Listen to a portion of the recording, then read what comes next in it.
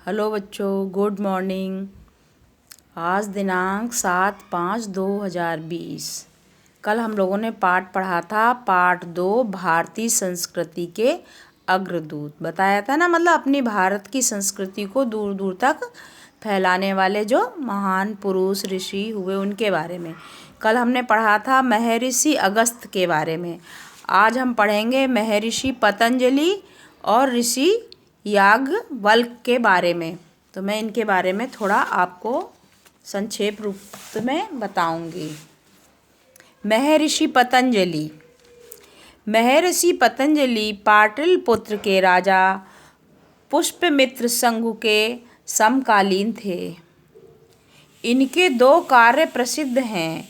प्रथम तो व्याकरण की पुस्तक महाभाष्य के लिए तथा दूसरे पाणिनि के अष्टाध्यायी की टीका करने के लिए। महाभाष्य व्याकरण ग्रंथ है। इसमें साहित्य, धर्म, भूगोल, समाज तथा रहन सहन के भी तथ्य मिलते हैं। पतंजलि के बाद यह पुस्तक लुप्त हो गई।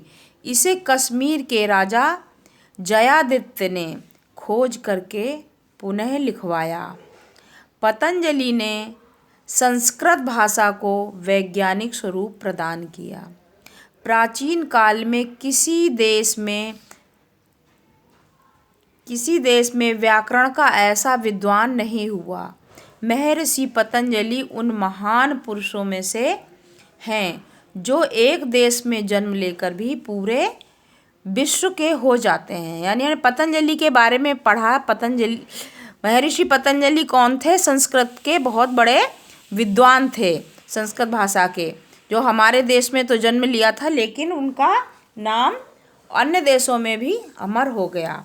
अब ऐसे ही हैं हमारे अग्रदूत ऋषि याज्ञवल्क्य। इस नाम के 2 विद्वान हुए। पहले राजा जनक के समय में और दूसरे युधिष्ठिर काल में हुए। यहाँ पर जिन याज्ञवल्क्य का वर्णन किया जा रहा है ये दूसरे याज्ञवल्क्य हैं।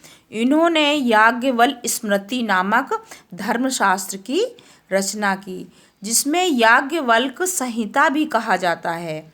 स्मृति प्राचीन काल में ऐसे धर्मशास्त्र को कहा जाता था जिसमें आचार व्यवहार, नियम कानून की व्यवस्था दी जाती थी।